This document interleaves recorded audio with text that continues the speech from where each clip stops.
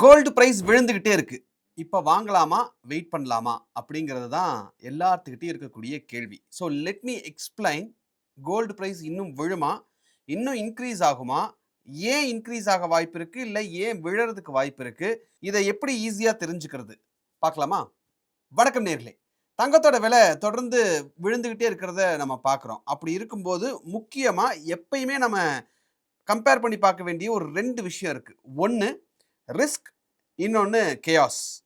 இப்ப இருக்கக்கூடிய சிச்சுவேஷன் எப்படி இருக்கு அப்படிங்கிறத முதல்ல பார்க்கணும். ஃபார் எக்ஸாம்பிள், ரிஸ்க் அப்படின்னு எடுத்துக்கிட்டிங்கன்னா, இன்ஃப்ளேஷன் வருது, கரன்சி வேல்யூ குறையுது, ரூபி வீக் ஆகுது.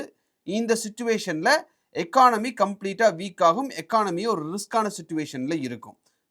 ஸோ இப்படி ஒரு சிச்சுவேஷன் வந்தா இன்வெஸ்டர்ஸ் என்ன நினைப்பாங்க? கையில் இருக்கக்கூடிய பணத்தை கொடுத்துட்டு சேஃபர் பெட் கோல்டுக்கு போயிடுவோம் அப்படின்னு சொல்லி கோல்டை நிறைய பேர் வாங்க ஆரம்பிப்பாங்க. ஆப்வியஸாக கோல்டோட ப்ரைஸ் இன்க்ரீஸ் ஆக ஆரம்பிக்கும். 2025ல் இதுதான் ஆக்சுவலாக நடந்தது. டாலருடைய வேல்யூங்கிறது தொடர்ந்து குறைஞ்சிக்கிட்டே இருந்தது. அதாவது மதிப்பு குறைஞ்சிக்கிட்டே இருக்கு. அதாவது கோல்டை விட டாலரா கோல்டா அப்படின்னு பார்த்தா எங்களுக்கு கோல்டு தான் பெட்டரா தெரியுது அப்படின்னு சொல்லி இன்வெஸ்டர்ஸ் பார்க்க ஆரம்பிச்சாங்க. காரணம் என்ன அப்படின்னா, ட்ரம்ப் அப்படின்ற ஒரு ரிஸ்க் எல்லாத்து முன்னாடியே வந்து நின்னுது.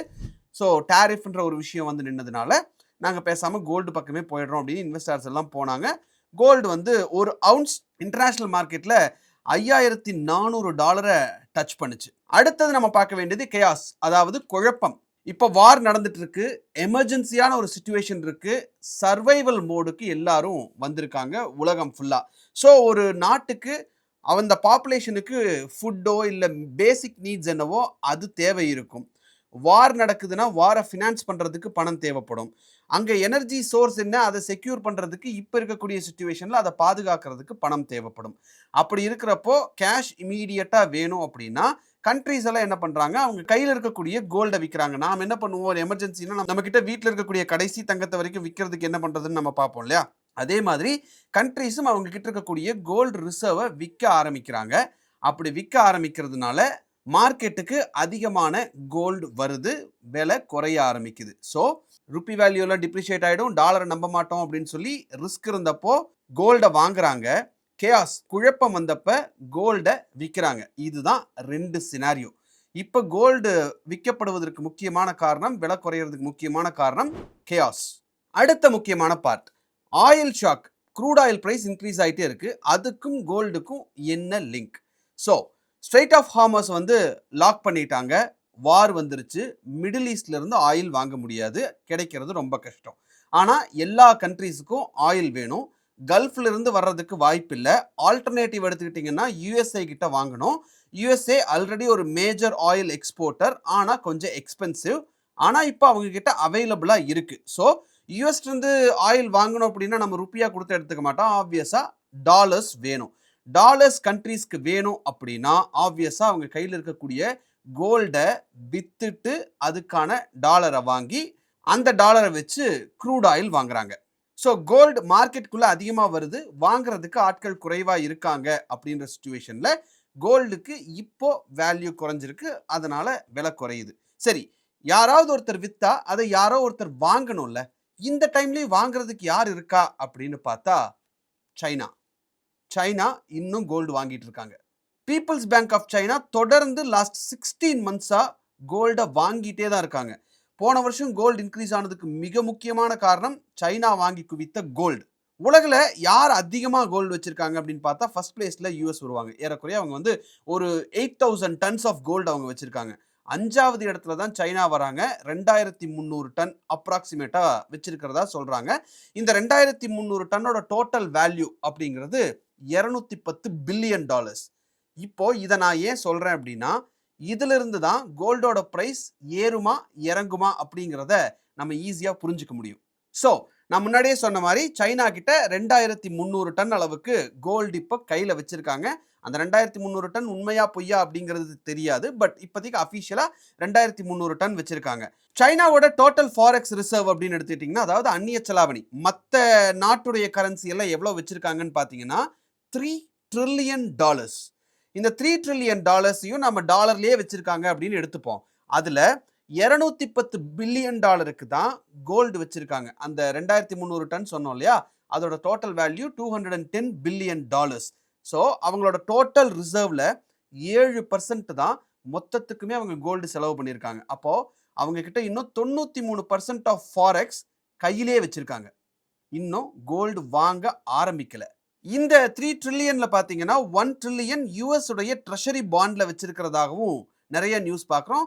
ஸோ அப்ராக்சிமேட்டா பார்த்தா ஏறக்குறைய இன்னைய தேதிக்கு ஒரு $700 பில்லியன் யூஎஸ் உடைய ட்ரெஷரி பாண்ட்ல வச்சிருக்காங்க அப்படின்னு சொல்றாங்க.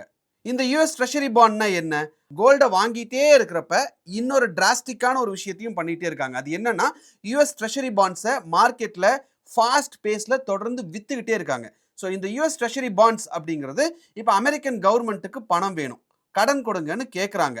ஸோ கண்ட்ரீஸ் எல்லாம் என்ன பண்ணுறாங்கன்னா டாலர்ஸை கொடுத்துட்டு அமெரிக்கா கொடுக்கக்கூடிய அந்த பாண்டை வாங்கி வச்சிருவாங்க. அதில் வந்து கடன் பத்திரம், அதுக்கு வந்து ஒரு குறிப்பிட்ட அளவு வட்டி எப்பயுமே கவர்மெண்ட் கொடுத்துக்கிட்டு இருப்பாங்க. அந்த மெச்சூரிட்டி பீரியட் முடிஞ்சோடனே அந்த பணத்தை திருப்பி கொடுத்துருவாங்க. China is one of the largest holder of US treasury bonds. எப்படி சைனா அதிகமாக யூஎஸ் ட்ரெஷரி பாண்ட் வச்சிருக்காங்க அப்படின்னு உங்களுக்கு ஒரு சந்தேகம் இருக்குன்னா, வருஷ கணக்கில் அவங்க யூஎஸ்ஏக்கு வந்து எக்ஸ்போர்ட் பண்ணிகிட்டே இருக்காங்க, டாலரில் சம்பாரிச்சுக்கிட்டு இருக்காங்க. அந்த டாலர் எல்லாத்தையும் கொண்டு போய் யூஎஸ் ட்ரெஷரி பாண்டில் பார்க் பண்ணி வச்சுருக்காங்க, அதுக்கு வட்டி வாங்கிட்டு இருக்காங்க. ஸோ ஏறக்குறைய இன்னைய தேதிக்கு ஒரு $700 பில்லியன் யூஎஸ் ட்ரெஷரி பாண்டில் அவங்க கிட்ட இருக்கு. அந்த $700 பில்லியன் யூஎஸ் ட்ரெஷரிஸை விற்றதுக்கு அப்புறம் அந்த பணத்தை வச்சு சைனா என்ன பண்ணணும்னு நினைக்கிறீங்க? ஆக்சுவலாக கோல்டு வாங்குறதுக்கான வாய்ப்புகள் தான் ரொம்ப அதிகம். அது ஏன் அப்படிங்கிறத நான் நாளைக்கு வர வீடியோவில் எக்ஸ்பிளைன் பண்ணுறேன். ஸோ இப்போ நம்ம தெரிஞ்சுக்க வேண்டியது, கோல்டை சைனா 700 பில்லியனுக்கு இன்னொரு 700 பில்லியனுக்கு அவங்க வாங்கினாங்க அப்படின்னா கணக்குப்படி பார்த்தா இப்போ அவங்களோட கிட்ட இருக்கக்கூடிய கோல்டு $200 பில்லியன். இப்போ இனிமேல் அவங்க வாங்குறேன்னு வரக்கூடியது மேபி $700 பில்லியன். இப்போ இன்னைக்கு இருக்கக்கூடிய ரேட்டை வச்சு கணக்கு பார்க்கும்போது இப்போ இருக்கிற பிரைஸ்ல இருந்து இன்டூ 3x கோல்டோட பிரைஸ் இன்க்ரீஸ் ஆகிறதுக்கான வாய்ப்புகள் இருக்கு. மணிப்பேச்சு வீடியோவில் ஆனந்த் சார் 1 கிராம் 25,000 போகும், 30,000 போகும் அப்படின்ற மாதிரியான விஷயங்கள்லாம் நமக்கு தொடர்ந்து சொல்லிட்டே இருக்காரு இல்லையா? ஸோ இப்போ அந்த டாட்ஸை நீங்கள் கனெக்ட் பண்ணி பார்த்தீங்கன்னா 1 கிராம் 25,000க்கு மேலே போகிறதுக்கான வாய்ப்புகள் அப்படின்னு இருக்குன்னு சொல்லி ஆனந்த் சார் சொல்லிட்டே இருக்கிறதுக்கான டாட்ஸ் உங்களுக்கு இங்கே கனெக்ட் ஆகும். ஸோ $700 பில்லியன் வாங்கினா கோல்டு பிரைஸ் கண்ணா பின்னான்னு ஏற ஆரம்பிச்சிடும். ஸோ இப்போ நான் கோல்டு வாங்கட்டுமா, இன்னைக்கு கோல்டு பிரைஸ் குறையுமா, நாளைக்கு கோல்டு பிரைஸ் குறையுமா அப்படிங்கிறது தான் உங்களுடைய கேள்வியாக இருக்குது. அப்படின்னா இப்போ ஒரு சினாரியோ எடுத்துக்கலாம். நீங்கள் வந்து ஒரு 100 கிராம் கோல்டு இப்போ நீங்கள் வாங்க போகிறீங்க அப்படின்னா, இந்த வீடியோவை பார்க்குற நேரம் நேற்று நீங்கள் இந்த கோல்டை வாங்கணும் அப்படின்னு முடிவு பண்ணியிருக்கீங்க அப்படின்னா, 100 கிராம் வாங்கணும் அப்படின்னு முடிவு பண்ணியிருந்தீங்கன்னா 97,000 ரூபாய் மிச்சம் பண்ணியிருப்பீங்க. வேற முந்தின நாளுக்கும் நேற்றுக்கும் பார்த்தா ஒரு கிராமுக்கு 970 rupees ஒரே நாளில் கோல்டோட ப்ரைஸ் குறைஞ்சிது. ஸோ 100 கிராம் வாங்கணும்னா 97,000 rupees நீங்கள் மிச்சம் பண்ணியிருப்பீங்க. 50 கிராம்ஸ் அப்படின்னா ஏறக்குறைய ஒரு 42,000 rupees மிச்சம் பண்ணியிருப்பீங்க. 10 கிராம்ஸ் அப்படின்னா 9,000 rupees ஆவரேஜாக நீங்கள் மிச்சம் பண்ணியிருக்க வாய்ப்பு இருக்குது. இது கோல்டு காயினில் நீங்கள் வாங்கியிருந்தீங்கன்னா. ஸோ இப்போ கிளியராக நான் எக்ஸ்பிளைன் பண்ணதில் சைனா $700 பில்லியன் இன்னும் கோல்டு வாங்கினாங்கன்னா கோல்டு விலை கண்ணாபின்னான்னு ஏறும் அப்படிங்கிறது நீங்கள் தெளிவாக புரிஞ்சிருப்பீங்க. ஆனால் நீங்கள் கேட்கக்கூடிய கேள்வி, நாளைக்கு விலை குறையுமா, நாளானைக்கு விலை குறையுமா அப்படின்னு நீங்கள் ஒரு கேள்வி கேட்டீங்க அப்படின்னா, நாளைக்கு ஒரு 500 ரூபாயோ 600 ரூபாயோ ஒரு கிராமுக்கு குறையுது அப்படின்னு நம்ம வச்சுக்கிட்டா கூட அந்த 500 ரூபா 600 ரூபா குறையுது அப்படிங்கிறத நம்ம எதிர்பார்த்து காத்துட்டு இருந்து நாளைக்கு வரக்கூடிய பெரிய ப்ரைஸ் அப்படிங்கிறத மிஸ் பண்ணுறதுக்கு மிகப்பெரிய வாய்ப்பு இருக்குது. ஸோ நீங்கள் ஒரு 100 கிராம்ஸ் வாங்குறீங்க, இல்லை 50 கிராம்ஸ் வாங்குறீங்க, 10 கிராம்ஸ் வாங்குறீங்க அப்படின்னா ஆனந்த் சார் சொல்கிற மாதிரி கொஞ்சம் கொஞ்சமாக அந்த கோல்டை அக்யூமுலேட் பண்ணுறது தான் இப்போ இருக்கக்கூடிய சுச்சுவேஷனில் கரெக்டான டெசிஷனாக அது இருக்கும். ஸோ இந்த வீடியோ உங்களுக்கு யூஸ்ஃபுல்லாக இருக்குது அப்படின்னு நீங்கள் நினச்சிங்கன்னா, கோல்டு யாராவது வாங்கணும் அப்படின்னு நினச்சிட்டு இருக்காங்க, உங்கள் ஃப்ரெண்ட்ஸ் வாங்கணும் இல்லை ஃபேமிலி வாங்கணும்னு நினச்சிட்டு இருக்காங்க, இன்னும் விலை குறையுமோ அப்படின்ற ஒரு கன்ஃபியூஷன்லேயே அவங்க உட்காந்துட்டு இருக்காங்க அப்படின்னா அவங்களுக்கு இந்த வீடியோவை ஷேர் பண்ணுங்கள்.